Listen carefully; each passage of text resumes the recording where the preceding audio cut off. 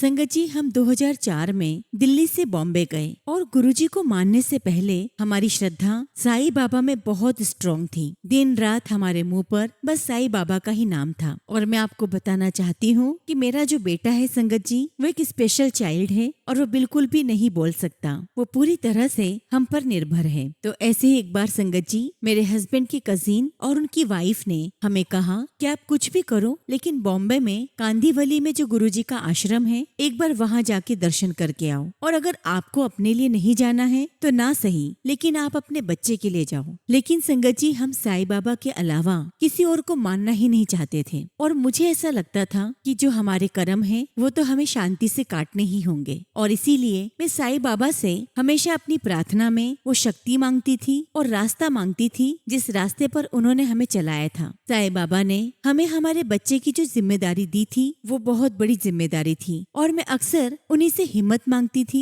और रास्ता मांगती थी। और मेरे हस्बैंड के कजिन और उनकी वाइफ को मैंने साफ मना कर दिया कि हम किसी भी मंदिर में नहीं जाएंगे। और गुरुजी के प्रति एक प्रकार का गुस्सा और भी था कि हमारे परिवार में जो और भी लोग थे, जो रिलेटिव्स थे, वो सब लोग साईं बाबा को मानते थे और अक्सर दर्शन करने के लिए शिरडी आया करते थे। लेकिन वे लोग जब से गुरुजी को मानने लगे थे, उन्होंने शिरडी आना बंद कर दिया था। और इस बात को लेकर मेरे मन में बहुत गुस्सा था कि गुरुजी की वजह से सभी ने शिरडी आना बंद कर दिया है। अब संगत जी, 2019 के नवंबर में हमारा दिल्ली जाने का हुआ। संगत जी, दिल्ली में मेरे हस्बैंड की मामी जी रहती है। हम उन्हीं के घर गए और जब उनके घर गए संगत जी, तो गुरुजी के बहुत बड़े बड़े स्वरूप लगे हुए थे। लेकिन संगत जी, मेरे मन में गुरुजी के प्रति गुस्सा था और मैं मन ही मन गुरुजी के स्वरूप के सामने देखकर उनसे बातें करने लगी कि आप बहुत गलत कर रहे हो। आपने हमारे घर के काफी सारे लोगों को अपनी ओर खींच लिया है और अब वो सभी लोग साईं बाबा के मंदिर नहीं आते